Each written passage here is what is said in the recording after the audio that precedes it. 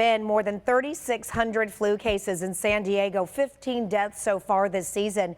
Joining us now, Dr. Chaffoo, on when you should go to the doctors and when you should tough it out. Dr. Chaffoo, good morning. Always good to see you. Shally, good to see you. I was just telling somebody this season with the colds and the flu, I don't ever remember it being this bad. It's like everybody's sick for a really long period of time. It's true, Shally, and you know, in this season we've had about 11 outbreaks of the flu in San Diego County. Been over 3,000 people, 60-some people have ended up in an ICU, and unfortunately there have been 15 deaths. So we know that the flu season goes from about October through May. So you're certainly still at the time where you need to get vaccinated if you haven't had the flu shot yet. You know, my cousin's a scientist that tests all these viruses, and she was saying that within, their industry, they were talking about how bad this virus is, and that people that even got the flu shot, they're still going to get the flu. It's just not going to be as long for those that didn't get the flu shot. Is that what you've heard?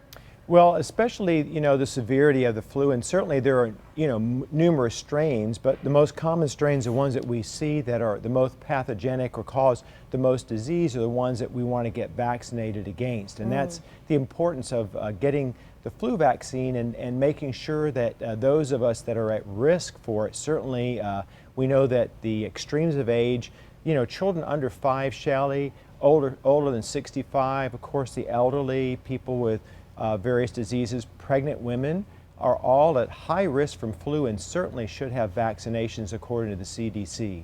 Okay, I want to talk about why people get sick and they don't go to the doctor. I could name a few. My husband could be one of them.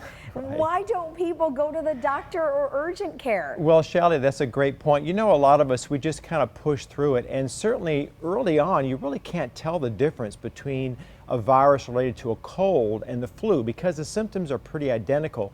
But the difference, Shally, is the severity and the duration of the symptoms. So if you're just not getting better after a few days, if you're running a high fever, you're having problems with breathing, a really bad headache, stiff neck, fever that's just not going away, you're not able to keep fluids down, you're just really feeling miserable, those are the times to seek medical care to make sure, number one, that this isn't a flu illness that could progress to something, but just as importantly, making sure you haven't developed a secondary bacterial infection, which occur, pneumonia, sinusitis, tonsillitis, very often associated bacterial infections with viral infections. So if your symptoms aren't going to go away in a few days, they're getting worse or certainly not getting any better, that's the time to get in to see your doctor. Dr. Chaffoo, you were just saying that many people, they just want to kind of push through it. So those first few days, you're like, I got this, I can go to work. But is that the time that you're most contagious and Exactly. that where you can spread the germs? You're right. You hit the nail right on the head, Shally. The thing is that you're highly contagious during those first few days. So certainly if you're not feeling well,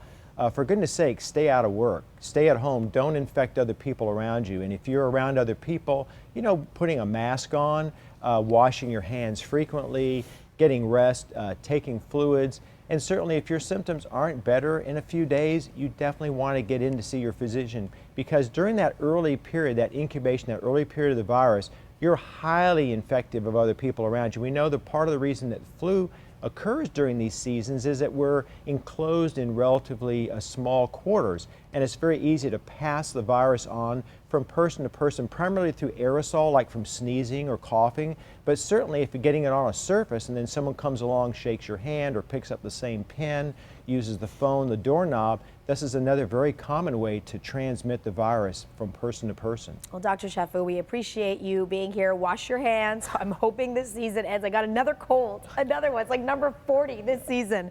Appreciate you being here. Sure, my pleasure, Shally.